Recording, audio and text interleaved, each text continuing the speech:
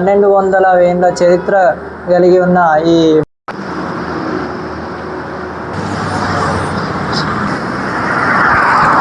Hi friends, welcome back to Tirumal vlogs.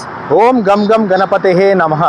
మనం ఏ దేవుని మొక్కాలన్నా, ఏ పూజ చేయాలన్నా, ఏ వ్రతం చేయాలన్నా, ఏ యజ్ఞం చేయాలన్నా ముందుగా మనం పూజించేది ఆ గణనాథుని. అలాంటి 13వ శతాబ్దానికి చెందిన రాచకొండ రాజ్యంలో స్వయంభుగా వెలిసినటువంటి వరసిద్ధి వినాయక దేవాలయం దగ్గరికి అయితే నేను వచ్చిన. ఈ ఆలయం యొక్క రహస్యం ఏంటి, ఈ ఆలయం యొక్క చరిత్ర ఏంది, అసలు స్వయంభుగా ఇక్కడ వెలవడానికి కారణం ఏంది అని తెలుసుకునే ముందుగా మీరు ఫస్ట్ టైం నా ఛానల్ని చూస్తున్నట్టయితే ఖచ్చితంగా సబ్స్క్రైబ్ చేసుకోండి. అలాగే లైక్ అండ్ షేర్ తప్పకుండా చేసుకోండి. అలాగే బెల్ ఐకాన్ ఖచ్చితంగా క్లిక్ చేయండి. నేను చేసే కొత్త వీడియోలన్నీ మీ నోటిఫికేషన్ రూపంలో వస్తాయన్నమాట. వీడియో మాత్రం పూర్తిగా చూడండి, ఎక్కడ స్కిప్ చేయకండి. ఇప్పుడైతే నేను టెంపుల్ లోపలికైతే వెళ్తున్నా. అయితే ఈ టెంపుల్ తెలంగాణ రాష్ట్రంలో యాదాద్రి భువనగిరి జిల్లా చౌటుప్పల్ మండల్ కోయిలగూడెం దగ్గర ఉంటుందన్నమాట. కోయిలగూడెం దగ్గర ఆర్గానిక్ విలేజ్ హోటల్ పక్కనే మనకు విజయవాడ పోయే రూట్లో మనకు లెఫ్ట్ సైడ్లో ఉంటుందన్నమాట.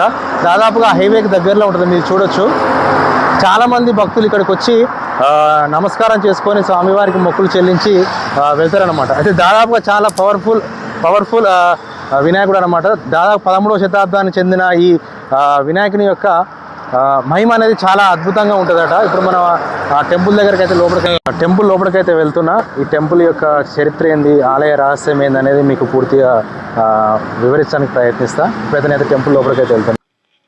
ఓం గం గం గణపతిహే నమః. నేనైతే టెంపుల్ లోపలికైతే వచ్చిన. ఇది మొత్తం రేకులతో ఉంటుందన్నమాట టెంపుల్. దాదాపుగా నిన్న మొన్న ఇక్కడ స్వాములు అయితే సన్నిధానం ఇక్కడే ఉన్నారట, అయ్యప్ప స్వాములు.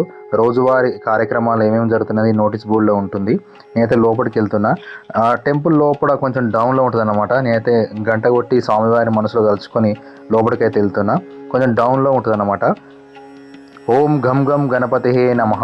స్వయంభుగా వెలిసినటువంటి ఈ గణనాథుని యొక్క చరిత్ర ఏంటంటే, దాదాపుగా 100 సంవత్సరాల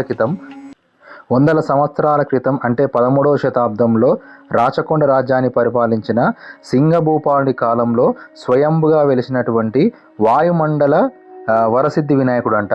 అయితే ఈ వాయుమండల వరసిద్ధి వినాయకుని యొక్క చరిత్ర ఏంటంటే, 13వ శతాబ్దంలో హైదరాబాద్ నుండి అంట ఒక బ్రాహ్మణుడు నడుచుకుంటూ వస్తూ ఇక్కడికి వచ్చి ఆగిండంట. ఆగిన తర్వాత గణనాథుడు బాలగణపతి రూపంలో అతనికి కనబడి ఏం చెప్పిండు, అలాగే ఈ వరసిద్ధి వినాయకుడు ఎలా స్వయంభుగా మారిండు, ఈ ఆలయం యొక్క చరిత్ర ఏంది, అసలు ఇక్కడే స్వయంభుగా వెళ్ళడానికి కారణం ఏందనేది ఇప్పుడు మనం పంతులు గారు చెప్పే మాటలో మనం ఇప్పుడు విందాం. జై శ్రీమన్నారాయణ. శ్రీ మహాగణాధిపతి నమః. మన స్వయంభు వరసిద్ధి వినాయక స్వామి వాయుమండల పుణ్యక్షేత్రము. ఈ యొక్క మహాగణపతి వరసిద్ధి వినాయక స్వామి 1200 ఏళ్ల చరిత్ర కలిగి ఉన్న ఈ వరసిద్ధి వినాయక స్వామి. ఈ యొక్క వినాయకునికి చరిత్ర ఏంటిదంటే, ఒక బ్రాహ్మణుడు ఈ భాగ్యనగరం నుంచి నడుచుకుంటూ వెళ్తుండగా ఆ గణపతి స్వామి చిన్న బాలులాగా ఈ ప్రదేశంలో ఆవుపించిండు. ఆ బ్రాహ్మణునికి ఆవుపించి, ఇంత చీకట్లా తిరుగుతున్నావు అని అడుగుతుంటే, స్వామి మీరు ఇంత చీకట్లో ఎడిగిపోతారు అని అంటే, నేను వరంగల్కి వెళ్ళేది ఉంది ఈ ప్రదేశంలో, అందుకు వెళ్తున్నానంటే, ఎంత చీకట్లా అంటే ఇక్కడ విడిది ఉంది, మా ఇంటికి వచ్చి పండుకొని భోజనం చేసి వెళ్ళండి అని అన్నాడు. అయితే వచ్చి భోజనం చేసి చూసి పండుకొని తెల్లారి లేవంగానే వాళ్ళ అమ్మా నాన్న శివుడు పార్వతీ పరమేశ్వరు ఇద్దరు ప్రత్యక్షమయ్యారు. తెల్లారి ఒక విగ్రహం రూపంగా ప్రత్యక్షమయ్యారు ఇక్కడనే పక్కనే. అయితే ఆ ఊరు అంతకుముందు పాత ఊరు అల్మాస్పేట ఊరు ఉండేది పాతది. ఆ విధంగా బ్రాహ్మణుడు నడుచుకుంటూ వస్తుంటే వినాయకుడు ఏడైతే చిన్న బాలంలాగా అవపడ్డాడో అదే రూపంగా బండకి కనిపించిండు. అయితే టెంపుల్ అయితే బయటికి వెళ్ళి అయితే ఇట్లుంటుంది అనమాట. దాదాపు ఇది విజయవాడ హైవేకు దగ్గర ఆనుకొని ఉంటుంది. అయితే ఈ ఆలయం యొక్క గొప్ప విషయం ఏంటంటే, ఈ స్వామివారి యొక్క మహిమ ఏంటంటే, ఇక్కడ వెహికల్స్ చాలా స్పీడ్లో వస్తాయి, కానీ ఇంతవరకు ఒక్క వెహికల్ కూడా అదుపు తప్పి ఈ టెంపుల్ పై కానీ టెంపుల్ చుట్టుపక్కల కానీ ఎక్కడ పడలేదన్నమాట. అయితే లోపల టెంపుల్ ఎలా ఉందో ఇప్పుడు చూసినాం మనం. ఇప్పుడు బయట నుంచి బ్యాక్ సైడ్ నుంచి ఆలయం ఎలా ఉన్నది ఇప్పుడు మనం చూద్దాము.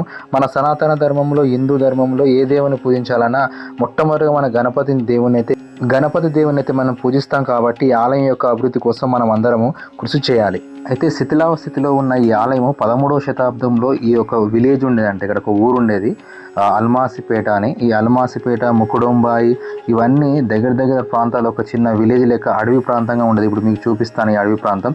ఈ విధంగా మొత్తం అడవి ప్రాంతంగానే ఉండేదట అల్మాసిపేట. అలాగే ముకుడొంబాయి ఇవన్నీ కలిసి ఒక విలేజ్గా ఉండేదట. అప్పుడే ఇక్కడ స్వామివారు ఆ 13వ శతాబ్దంలోనే ఇక్కడ వెలిసిండట. మన బ్యాక్ సైడ్ చూసినట్లయితే స్వామివారి యొక్క ఆలయం ఇలా ఉంటుంది, రేకులతోనే, అలాగే ఈ ఇరిగిపోయిన రేకులతోనే ఆలయం ఉంటుందన్నమాట. దాదాపుగా ఈ ఆలయానికి చాలామంది విజయవాడ హైవే రూట్లో వెళ్ళే వాళ్ళు ఇక్కడ ఆగి స్వామివారికి మొక్కుకొని తర్వాత వెళ్తారనమాట. చూడండి ఇప్పుడు కొన్ని రేకులు అయితే విరిగిపోయాయి. చాలామంది ఈ వీడియో చూస్తున్న వాళ్ళు ఖచ్చితంగా మనకు హిందూ సంస్కృతిలో మొట్టమొదటి పూజించేది మన గణపతిని. కాబట్టి ఎవరైనా ఖచ్చితంగా దాతలుగానే ఉంటే ఖచ్చితంగా ఆలయానికి వచ్చి తమ యొక్క డొనేషన్ రూపంలో ఈ ఆలయం అభివృద్ధి కోసం సహకరిస్తే చాలా బాగుంటుందని నేను అనుకుంటున్నాను. అయితే ఈ ఆలయము రోడ్డు విస్తీర్ణంలో హైవే NH65 విస్తీర్ణంలో ఈ ఆలయాన్ని పడగొడదామని చాలాసార్లు అన్నారట. కానీ ఇక్కడ ఉన్నటువంటి చుట్టుపక్కల గ్రామాలు ఆలయాన్ని తీసేదని కొంచెం గట్టిగా చెప్పడం వల్ల ఆలయం అలాగే ఉంది. కావున ఈ ఆలయం అనేది చాలా పవర్ఫుల్ అన్నమాట. పంచభూత గణపతి రూపాల్లో ఉన్నటువంటి వాయుమండల గణపతి రూపం అంట స్వామివారిది. అయితే స్వయంభుగా వెలిసినటువంటి ఈ వాయుమండల గణపతి యొక్క ప్రత్యేకత ఏంటంటే ఇక్కడ తీరని కోరిక అంటూ ఉండదట. చాలా పవర్ఫుల్ గణపతి అంట.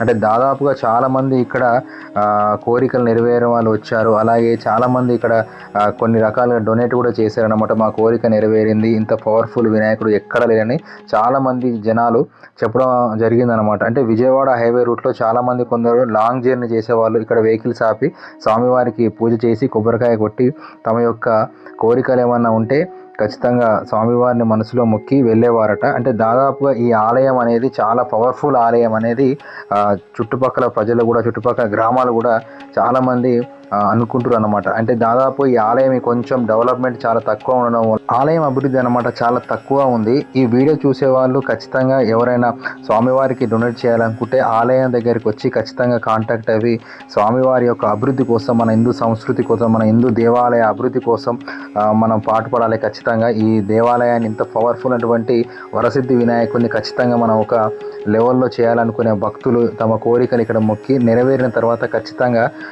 ధన రూపేణ కానీ, వస్తు రూపేణ కానీ ఆలయ అభివృద్ధి కోసం ఇస్తే చాలా బాగుంటుందని అనుకుంటున్నాను. అయితే ఎంతో మహిమగల స్వయంభూ వరసిద్ధి వినాయకుని యొక్క ఆలయం యొక్క విశిష్టత ఏంటంటే తెలంగాణ రాష్ట్రంలో ఎక్కడ లేని విధంగా గణనాథుని యొక్క కళ్యాణ మహోత్సవము మొట్టమొదటిసారిగా ఈ ఆలయంలోనే జరగబోతుంది. 4వ తేదీ ఫిబ్రవరి 2026 బుధవారం రోజు స్వామివారికి పంచామృత అభిషేకాలు, అఖండ దీపారాధన, పుణ్య హవచనం, అగ్ని ప్రతిష్ఠ హోమం జరుగుతుందంట. అయితే మరుసటి రోజు 5 ఫిబ్రవరి 2026 రోజున స్వామివారి శ్రీ సిద్ధి బుద్ధి సమేత వినాయక స్వామివారి కళ్యాణ మహోత్సవం వేద పండితులచే ఘనంగా జరగబోతుందని ఆలయానికి సంబంధించిన వాళ్ళు చెప్పడం జరిగిందనమాట. అయితే స్వామివారి కళ్యాణ మహోత్సవం అనేది కాణిపాకంలో ఉన్నటువంటి వరసిద్ధి వినాయక అక్కడే జరుగుతుంది కళ్యాణం. రెండోది ఇప్పుడు తెలంగాణ రాష్ట్రంలో ఈ కొయిలగూడెం దగ్గరనటువంటి ఈ స్వయంభుగా వెలిసినటువంటి వరసిద్ధి వినాయక దేవాలయంలో ఫిబ్రవరిలో జరగబోతుంది. ఫిబ్రవరి 5, 2026న స్వామివారి కళ్యాణ మహోత్సవం జరగబోతుంది. కాబట్టి ఎంతో పవిత్రమైన రోజు, ఎంతో మహిమగల ఈ గణనాథుని యొక్క కళ్యాణానికి చాలామంది వస్తారని నేను అనుకుంటున్నాను. అయితే ఆ రోజు జరిగే కళ్యాణ మహోత్సవానికి సంబంధించిన కరపత్రాలను ఆ ఆలయానికి సంబంధించిన వాళ్ళైతే ఇప్పుడు విడుదల చేస్తారు, మనం చూడొచ్చు.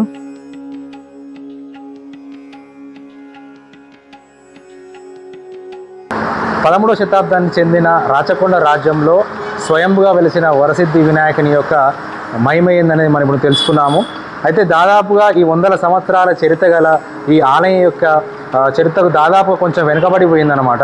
అలాంటి ఈ ఆలయాన్ని అభివృద్ధి చేయడానికి స్థానికంగా ఉన్నటువంటి అలాగే పంతులు గారు కూడా ఎలాంటి ఆశించకుండా ఉచిత సేవ చేస్తున్నారు అనమాట. అలాగే దీనికి సంబంధించిన లోకల్ సేవకుడు కూడా మనకు సంతోష్ అన్న గారు ఉన్నారు. అతని మాటల్లో చెప్దాము ఈ ఆలయం యొక్క అభివృద్ధి ఎలా జరుగుతుంది, ఎలా ఉంది అనేది ఇప్పుడు అతని మాటల్లో విందాం. నా పేరు రవ సంతోష్ కుమార్, మాది కోయిలగూడ గ్రామము.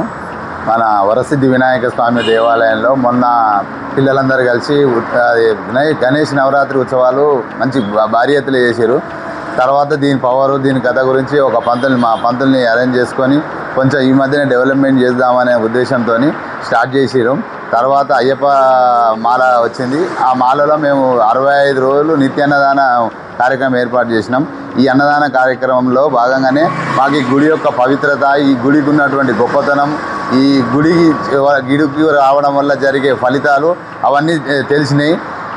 దాని గురించి దీన్ని ఎట్లయినా ఇక ముందుకు తీసుకెళ్లాలనే ఒక సంకల్పంతో మేము ఈ ప్రతి బుధవారం నాడు అభిషేకాలు, హోమాలు చేస్తున్నాము. అదేవిధంగా సంకష్ట చతుర్థి రోజు కూడా హోమాలు. ఈ సంవత్సరం ఈ మాఘమాస సంకష్ట చతుర్థి రోజు 4వ తారీఖు నాడు హోమము ప్లస్ అదేవిధంగా వ్రతము, 5వ తారీఖు నాడు ఎదుర్కోళ్ళు స్వామివారి కళ్యాణం మొట్టమొదటిసారిగా మన దగ్గర చేయాలని సంకల్పించినాం. అది మా పంతులకు కల్లో కనబడి దేవుడు చెప్పినటువంటి ప్రకారము మేము ఈ సంవత్సరం చేద్దామనుకుంటున్నాం.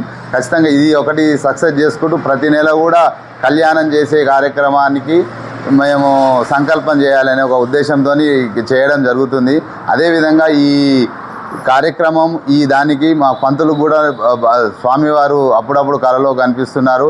ఇది చేయాలి, అది చేస్తే బాగుంటుంది. నేనే సంకల్పం చేసినా ఎవరో ఒకరు దీన్ని ముందుకు తీసుకుపోవాలనే ఉద్దేశంతో గట్టి ప్రయత్నంగా ఈ యొక్క గుడి డెవలప్మెంట్ గురించి కానీ ఈ గుడిని ఎట్టి పరిస్థితుల ప్రపంచానికి తెలియజేయాలని ఒక దృఢ సంకల్పంతో మేము కూడా కొంచెము అవన్నీ దీని చరిత్ర ఏంది, దీని కథ ఏంది అనే విషయాన్ని కొన్ని చదువుకుంటూ పోతే అది పంచభూతాలలో పంచభూత గణపతిలో ఇది ఒక గణపతి అవతారంగా మాకు తెలిసింది.